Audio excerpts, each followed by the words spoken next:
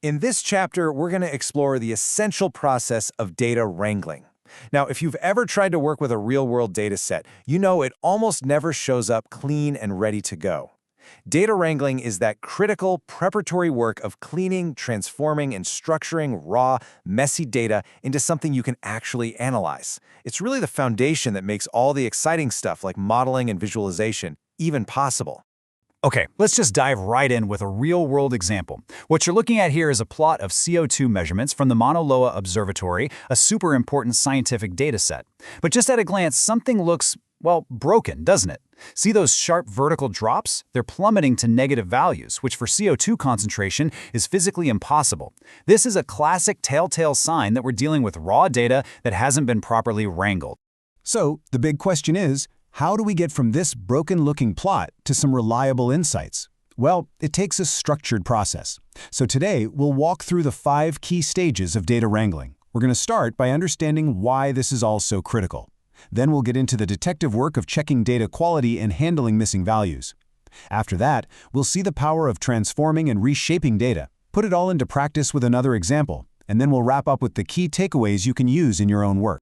So I know what you might be thinking. Why can't we just jump straight to the fun stuff, the plotting and the modeling? Why do we need this extra, and let's be honest, sometimes time-consuming step?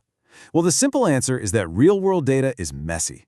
It comes from everywhere, scientific instruments, surveys, websites, and every single source has its own quirks, its own formatting issues, and its own potential errors. And this is exactly where data wrangling comes in. It's the process of taking that raw data and making it robust and reliable. This means cleaning out errors, changing features into more useful formats, and sometimes totally reshaping the data table or data frame itself. If you skip this step, you run straight into the classic garbage in, garbage out problem. It really doesn't matter how fancy your analysis is if it's built on a faulty foundation.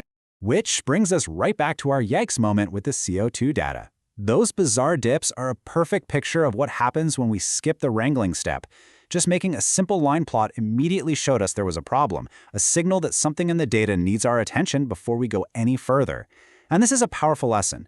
Visualization isn't just for your final results. It's an absolutely crucial tool for finding problems during the wrangling phase. So to investigate those dips, a really good first step is to just look at the basic summary statistics. And what do you know? The culprit just jumps right off the page.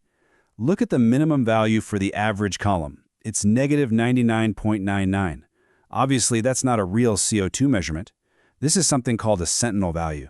It's just a special code used to represent missing data. The researchers use negative 99.99 to say, hey, the average for this month is missing.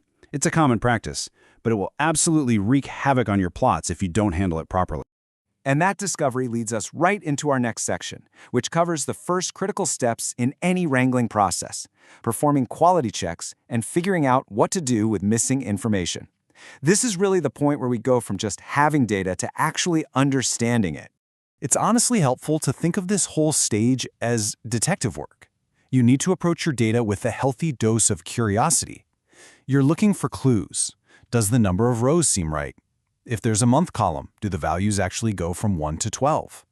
You're basically doing a sanity check, confirming that what you see in the table matches what you know about how the world is supposed to work.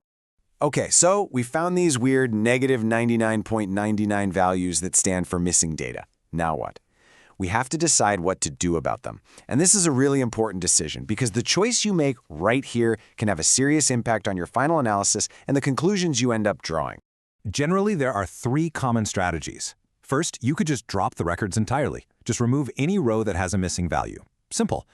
Second, you could replace that placeholder with the formal NaN, or not a number, marker.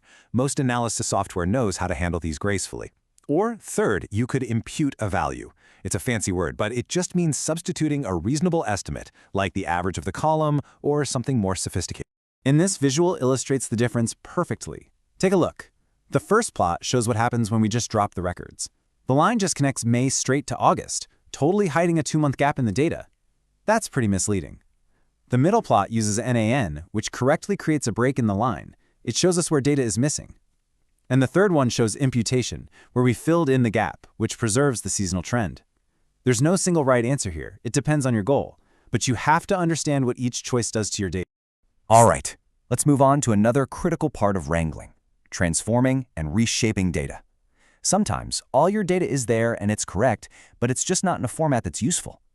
To show you what I mean, let's turn to a second example, a data set of restaurant safety inspections in San Francisco. So if you look at the raw data here, you can see the inspection date is stored as an integer, like 2016-0513. Now, you and I can look at that and figure out it means May 13th, 2016. But to a computer, it's just a big number. You can't ask it to do date-related things, like find all the inspections that happened on a Monday. This format really limits the kinds of questions we can ask. Yeah, with this integer format, a lot of potential insights are just locked away. We can't easily look for trends over time or see patterns related to the day of the week. To unlock all that information, we need to transform the data. So, the solution is to transform this column. We convert that integer into a proper timestamp object, which is a data type that actually understands things like year, month, and day. And once we've done that, we can easily create brand new features from it, like this Dow or day of week column you see here. This process of creating new information from existing data is a core part of data science called feature engineering. And just look at the insight this one simple transformation unlocks for us. By plotting our new day of week feature, we immediately see a clear pattern. Inspections happen overwhelmingly on weekdays. They peak on Tuesdays and Wednesdays, and they're super rare on weekends. That's a real, actionable insight that was completely hidden in the original data. Another key type of transformation is reshaping the data structure. Data often shows up in what we call a wide format. We have different categories as columns, in this case, a column for each month. This can actually be kind of hard for many tools to work with. The goal is often to reshape it into a long or tidy format, where you have one column for the variable type, like month, and another for its value. This long format is way more flexible, and it's pretty much the standard these days. Okay, now for our next section. Let's put all these techniques together to answer a more complex question with our restaurant data. What kinds of safety violations are actually associated with lower restaurant scores? Answering this is going to require pretty much everything we've talked about. So our first step is to count up the number of violations for each inspection and join that back to the inspection scores. When we do that and make a quick scatter plot, we get a first look. And as you'd probably expect, there's a negative relationship here. More violations, lower score. But notice how spread out the dots are. For any given number of violations, there's a pretty wide range of scores. That tells us there's probably more to the story. So the obvious next question is, are all violations created equal? I mean, a violation for a missing permit probably isn't as bad as a violation for, say, pests. To figure this out, we can do another transformation. We'll look at the text descriptions for each violation and create new true-false features based on whether certain keywords like vermin or cleans show up. And wow! This reveals a much more detailed story. These box plots compare the scores for inspections that have a certain type of violation versus those that don't. And you can see it clearly. Getting a high-risk or vermin violation is linked to a much, much lower score. A permit issue, on the other hand, barely makes a dent. This is a really powerful insight, and we could only find it by transforming unstructured text into new, analyzable features. So after seeing all of this in action, what are the key lessons here? Let's go ahead and summarize everything we've talked about into a clear workflow you can use for your own data projects. Here are the things to remember. First, always check your data quality before you start analyzing. Use visualizations. They're your best friend for spotting problems. Don't be afraid to transform your data. Creating new features and reshaping tables is often where the real magic happens. And think of it as a cycle. You assess the data, which tells you how to clean it, and then you assess it again. But above all, be curious. When you see something that looks weird in your data, dig in and find out why. So, I'll leave you with a final thought.